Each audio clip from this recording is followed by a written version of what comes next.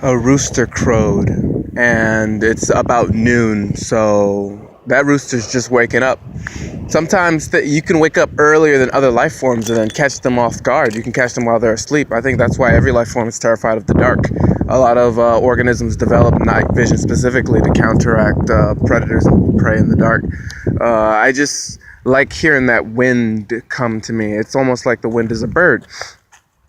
It's the collective atmospheric pressure on the environment. Like, if you think of gases as taking any volume, you can think of the air around you as a giant fishbowl. Like, you can think of it as a single sphere that moves like really, really fast. It moves really, really fast, but it moves collectively. Like, it starts spiraling, it goes in a big flow. It sometimes builds up in pressure and swirls around. And I think even a butterfly's wings has an atmospheric pressure. So everything alive has an atmospheric pressure. Like, everything contributes to the sort of density of the earth. And I was just thinking about that because I was thinking about when you're alone, the creator and created are in alignment. Like, if I create that canvas, if I say that I'm going to paint the branches with my kicks, the wind will start blowing.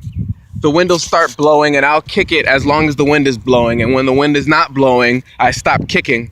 But every time the wind blows, I train in the wind so I can feel the wind breeze. I can appreciate the wind so that it can be equivalent exchange as if I summoned the wind. Because we all have atmospheric control. We all have a little bit around you that you can control. Birds and stuff can almost control the whole, they control it as a fish controls water. But all movement is basically three-dimensional movement. So it's all like similar. Like, even if you're underground, it's just like thick air. If you're underwater, it's just like thicker air. It's all fluid. It all moves around you based on your ability to move the environment. Sometimes I feel signals from the environment, like I'm stumbling onto something with my instincts.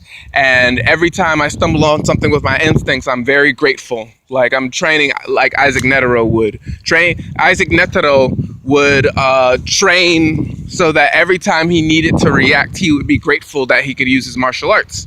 Because his martial arts is everything to him. Like, I just started spin kicking because I was grateful for that thought. And I can just go like a top. That's like wind style. That's every time the wind moves, you kick. See, it's all interconnected, the martial arts. It's an appreciation of nature and using it as a canvas. Like, I'm painting a canvas of my life. This is what, like, people will see when I am a great warrior and a great fighter and I can use the wind with my kicks. I can kick like the wind, faster than the wind, a sonic boom punch. That's what Isaac Netero could do, so that's what I'm training to be able to do. I'm training the way Rock Lee would train.